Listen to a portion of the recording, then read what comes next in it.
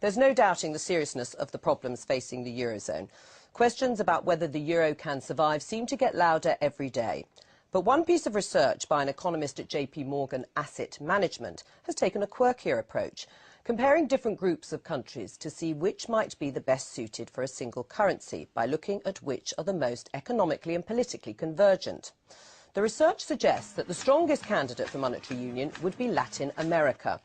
A combination of the UK and its English-speaking offshoots, the United States, Canada, Ireland, Australia and New Zealand, would also work pretty well. The countries that used to make up the Soviet Union would do better than the Eurozone, as would a reconstituted Ottoman Empire. Even the random group of all the countries in the world that begin with the letter M would make a more cohesive group than the Euro area. How bizarre. In fact, the Eurozone countries are bottom of the pile. Well, we're joined now by the BBC's business editor, Robert Peston, who tonight, in a BBC Two programme entitled The Great Euro Crash, will be exploring just what's gone wrong. Should it never have happened, Robert Peston? I mean, should those countries have never got together and formed monetary union? Well, certainly from the standpoint of where we are today, you would have to say that it was a very, very, very foolish decision to go ahead. What one has to do is one has to put oneself into, in a sense, the minds of the two leaders who made the crucial decisions, Helmut Kohl and François Mitterrand, more than 20 years ago now. And broadly, what was on François Mitterrand's mind at the time was that he wanted to use monetary union to curb the growing power of Germany. Germany was on the verge of reunifying, becoming a much more powerful country, economically and politically. France wanted, therefore, to bind them in to the EU in a rather more deeper way. And therefore, in Mitterrand's view, this was always a political project. It was all about effectively creating over time a United States of Europe. Yes. Had they been able to create that federation, arguably, actually, there would be much less of a crisis today. The problem that they've got is that they are still run as sovereign states, and therefore, for that reason, Germany in particular is unwilling to provide the kind of financial support to the weaker countries that would allow us to get through this crisis without a complete calamity. Now, it is the absence of political union that has led us to this extraordinary mess. Now, taking what you've just said, with hindsight, as you say, and hindsight's a wonderful thing, you wouldn't have put those sets of countries, the Northern European and Southern European countries, together. But when you look at what the immediate problems are facing the Eurozone now, it's not a currency problem in itself, is it? I mean, it is a banking problem. It is sovereign debt in that sense. That hasn't necessarily, has it just come out of the fact that there was monetary union? Well, no, you're absolutely right that the borrowing, the fact that Italy, Spain, Ireland, Greece, Portugal all borrowed more than we now regard as sensible or affordable, they did it at exactly the same time that the UK borrowed more than was affordable. The US borrowed more than was affordable. It was an era of cheap interest rates. Actually, for those countries, the interest rates were made even cheaper by monetary union, which is why they borrowed, as I say, recklessly. But it's not, so it's not the accumulation of the debt, as it were, that is necessarily to be laid at the door of the Eurozone. It is that, unlike the US and the UK, as part of the Eurozone, these countries don't have the tools to fix the job. We're able to get interest rates down to record levels. In both countries, the US and the UK, the central bank has created tons of money to ease the period during which we're trying to get our debt down.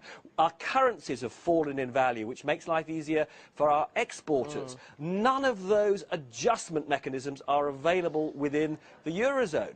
What does it mean? It means that, unfortunately, for Greece, Portugal, Ireland, Spain and Italy, in order to get their debts down, it imposes a massively painful a massively painful sequence of events on the people of those countries. Yes. If you can't devalue, what has to happen? The wages of people in those countries has to fall, perhaps by as much as 30%, to make the companies in those countries competitive with Germany's. So what you get within this monetary union, in the absence of Germany helping helping out these other countries is, frankly, extraordinary misery for the people of the weak countries, and misery that may well go on for years and years. Well, then, just briefly on that basis, can anything be done to prevent the Eurozone breaking up, or is it inevitable now? Oh, gosh, I mean, I'm going to lose my job if I answer that question, Joe, as you know. What one has to say is that the tensions pulling the Eurozone apart, the pressures, the forces pulling the Eurozone apart are extraordinarily powerful.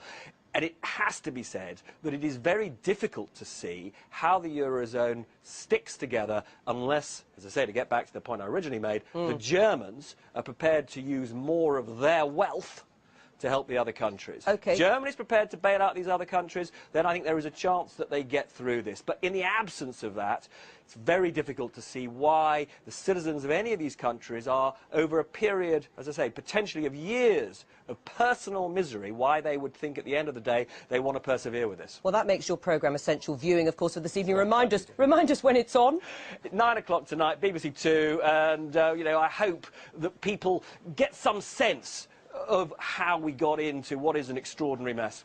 Thank you very much, Robert Peston. Well, with us now is the Chair of the Treasury Select Committee, Andrew Tyree. Let's just pick up on some of those points. I mean, we've had a fairly comprehensive explanation of the history of it, but in your view, could it have been done differently in the way Robert Peston described that monetary union between those southern and northern European countries to have made it work? Yes, many of us argued at the start of this project, even before the Eurozone was created, that you needed a mechanism to enable countries that couldn't cope to get out. And there isn't one. No. That's the first point. The second point is those countries that joined needed to know that they had to make very tough adjustments if they were going to stay in the Eurozone for the long term. Those adjustments are now coming home all at once, like all the buses all arriving at the bus stop all at once. And the third point to make, which is absolutely crucial, which is not fully understood, is that it's not just a one-off cheque that's going to have to be paid by Germany if this, and the northern tier countries if this area is going to stay together. Year after year after year, the southern tier countries are likely to perform somewhat less well than the northern tier, and therefore further cheques are going to need to be written. On that basis, then, it sounds as if you feel a Grexit, that rather unfortunate term, that Greece should just exit now. I think it's more likely than not that Greece will go. And do you think they should, in that sense, pay now?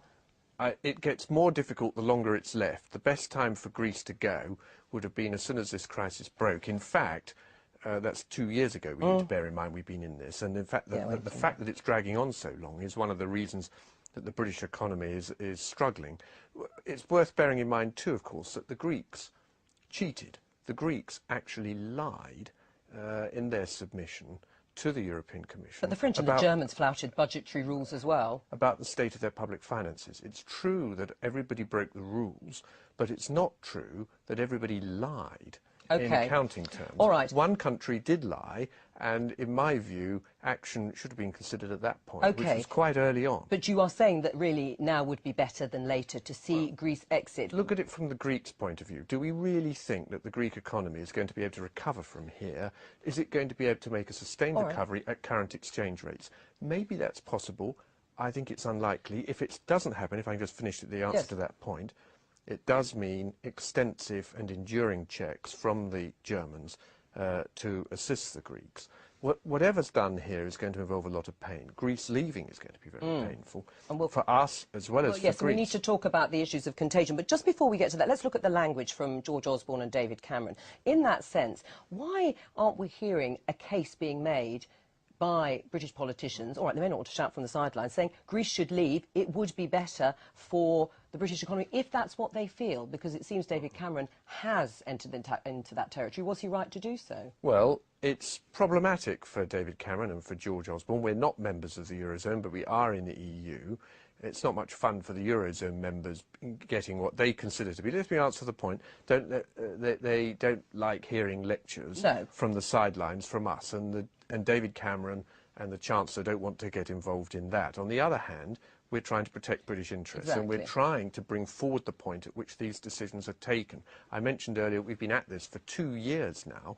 That's part of the problem, the fact that it's dragging on. And if I can make just one further point to that, It may be that we will stagger our way to a solution where eventually these cheques are written from the northern tier to keep the whole zone together, or it may be that parts of the Eurozone will fold or will fall away at the bottom, perhaps only Greece, perhaps others, I don't know. But whatever happens there, we must get that decision taken quickly, and that is why I have favoured and been arguing for some time that the IMF, the International Monetary Fund, come in not as a partner of the European Central Bank, but to tell the European Central Bank what to do, to tell the European Commission what to do, to act as they would with any other country in trouble and give some really tough, unsentimental advice to the rest of the Eurozone. But in terms of what the leadership is saying, do you want to hear more from David Cameron saying, make that decision, break up if you're not prepared to stand by the currency, or get the European Central Bank to prop up, or have Germany at least instructing them to do so? Do you want to hear firmer language from our leadership here about what should happen? Maybe he can leave it to me, you know. I mean, I think from his point of view, I can see that when he goes to that heads of state meeting that's coming just at the weekend, he doesn't want to have been giving them a long lecture. But I'm in a slightly different position. People like me can argue that Greece's position is pretty perilous. Yes.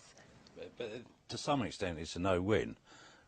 It appears that a large chunk of the Greek population don't want to be in the Eurozone because of the adjustments they're having to make to deal with the pressures they're putting on them.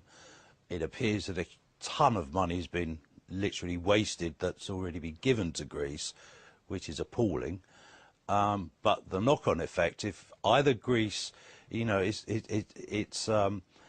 are they going to be pushed or did they jump? And we're not quite sure which way round. And so we're getting complete uncertainty from the leaders, and we're not getting certainty from our own leader. And then what's the knock-on effect? And I think I take your position that if you don't cut the wound off soon, that wound is going to fester and spread everywhere, which is parlous to start with. Can I just then come to that point of contagion? The risk of contagion, as Vince Cable set out very clearly, is also quite frightening. Is that not worse, the risk that you see Greece default messily or not, and then, of course, depositors start taking money out of Spanish and Italian banks, for instance, and then British banks look much more vulnerable in their exposure to debt there? That would be... Wouldn't that be far more frightening than actually trying to keep up propping up Greece? Correct, and I largely agree with what's just been said as well. A disorderly breakup of the Eurozone would be catastrophic for anybody who is anywhere near the Eurozone at the time that happens. Yeah. The question is, can we find a way of making these adjustments either in the Eurozone or with these countries leaving, with the key country at the moment leaving, Greece, to some extent, it'll be a plus if I just jump in, because obviously the money that would have gone to Greece can now be spread around the other countries if they so need it. I just want to complete the point I wanted to make. I said a second ago that I think we need to be involving the IMF in all this. Are the Europeans, is the Eurozone planning a contingency operation for Greek withdrawal? I don't see enough evidence of that. I don't see the work being done. Surely it is going on behind Well, the I scenes. very much hope so. But the people who need to be doing that work and who should be doing that work and who are best placed to guide it are the International Monetary Fund. Get them involved now, empower them. 3/4 of their shareholders are not in the Eurozone, and it's on their behalf. That's us, that's America, that's Japan, that's China, India. It's on behalf of the rest of the world that we need them to do that job.